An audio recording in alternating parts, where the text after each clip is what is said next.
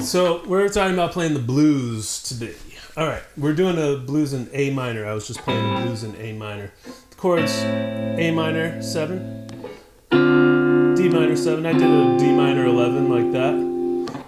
Back to A minor 7, and then D minor 7 again. You can play it like that too, or D minor 9, and then back to A minor 7. And then we're going to go up to this, I was playing an E minor 11. You can also play an E7 with a sharp 9. That works nice too. And then back to the D minor 7, back to A minor 7. Now soloing on it, that's what we all want to be able to do, right? A lot of us get stuck in this, get stuck in that box. And I'm going to show you a couple of ways to break free of that. So first thing you want to do is learn the other positions. So there's one below that. So this would be with the root on the 6th string with the 3rd or 4th finger. You could do it with 4 and 2, and then 1 and 4.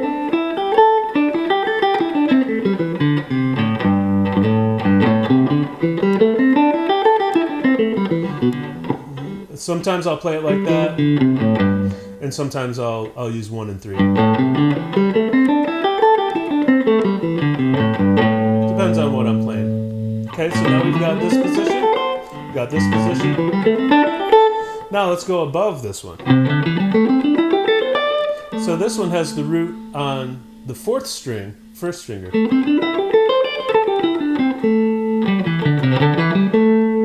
Alright, cool, right? So you may be familiar with playing some stuff on the first 2 strings, but you've got stuff above that too on the lower strings. Okay, moving on. We got this one up here at the 5th string, and you play with the 3rd finger.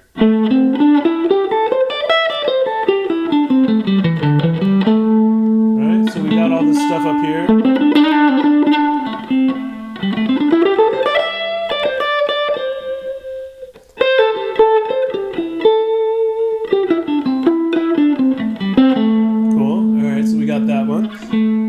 And then we've got the 5th string with the 1st finger. You might be familiar with that one. It starts out just like the other one. 1 4 1 3 1 3 finger wise. And then we have 2 4 1 4. And above that on the 6th string we have 1 and 4 also.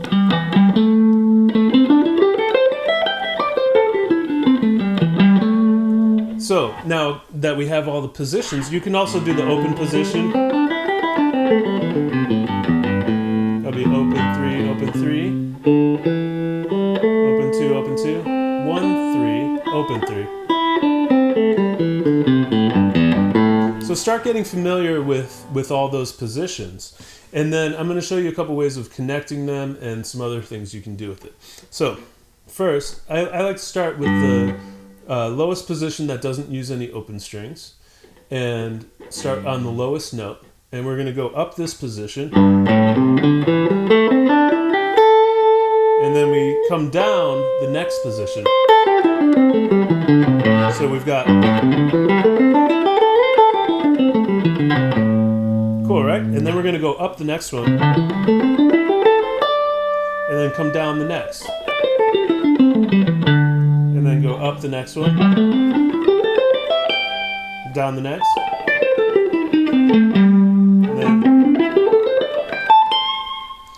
and that's as high as I can go here. I guess I can go up there. And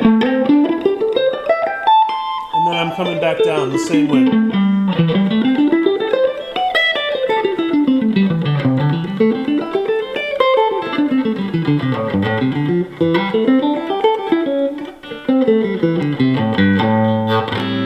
Sweet. Okay, so we've got all 5 positions now. But when you're soloing, you don't want to just be doing that, right? So when you're improvising, a good place to start is just limiting yourself to only one string, right? It sounds kind of counterintuitive because we just learned all these positions going across. But if you take one string from each position, so in open position we would have those guys. Next position, we have that. Next position, we've got that, right? Next position,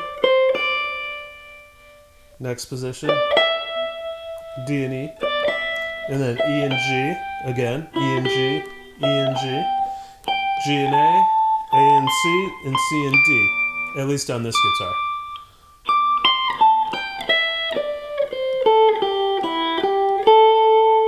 Okay, so what I'm going to do, I'm just going to demonstrate real quick. I think I made a loop earlier of a minor blues, and I'm just going to use one string and try and give you some ideas. All right, here we go.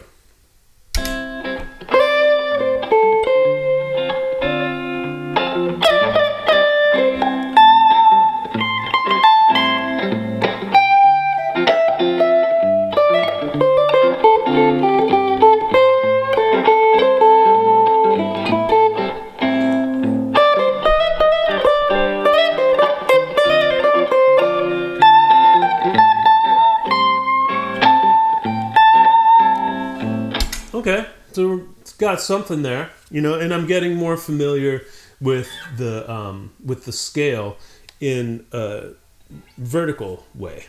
Even though this looks horizontal, I think of this as vertical because it's going up the fretboard, and then horizontal as going across the fretboard.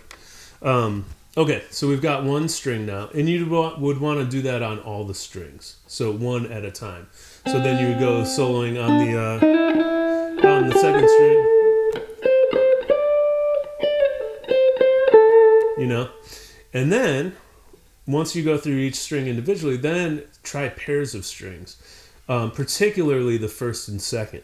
So once you get, you know, practice for a while soloing on just one string, when you open up another string, you feel like you can do anything because you have 2 strings now, twice as many options, right? So on 2 strings,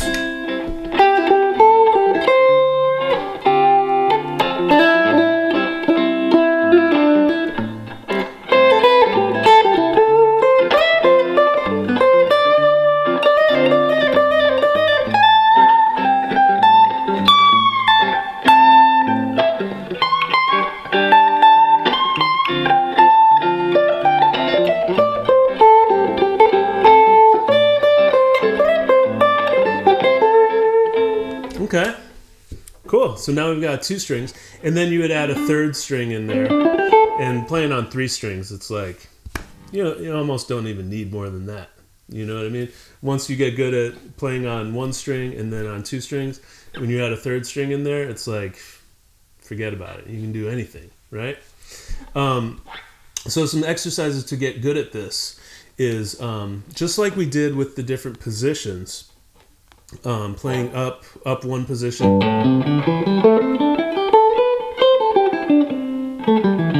so you can do that on pairs of strings. So like,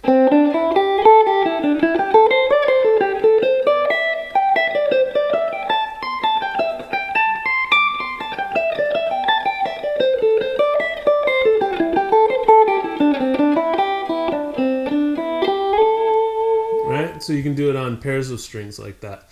I think that's a really good exercise, and yeah, it's going to get you really familiar with where all the notes are in going up and down this way, so you don't get stuck in, you know, playing just here, you know. Another exercise I've been digging lately is when I'm working on, say you want to work on just one of the positions that's less familiar. Say you're less familiar with the one that starts here on the A here. What you can do is take that position and take it down, playing the same shape, but down at the lowest fret, down starting at the 1st fret, which would put us in B flat minor.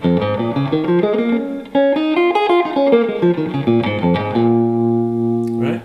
Now, what you do is take the pairs of strings again. So starting with the first two strings and go up the fretboard 1 fret at a time. Doing that same thing where we go up one, down the next, up one, down the next. So check it out.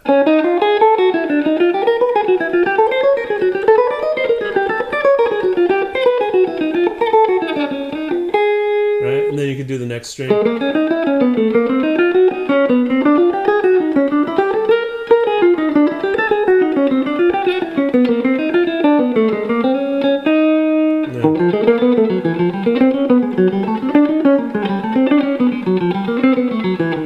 I would usually go like up at least past the 12th fret, but just for the sake of time, keeping it short. Right? You get the idea. And then we can do 3 string groups. You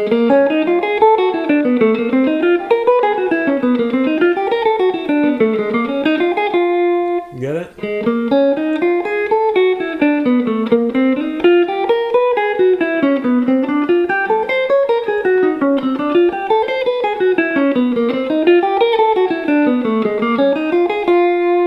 Cool. And then 4 string groups. And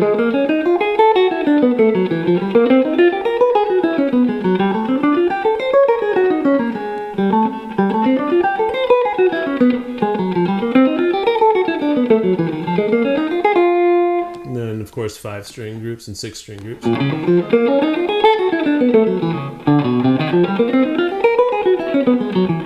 And then 6.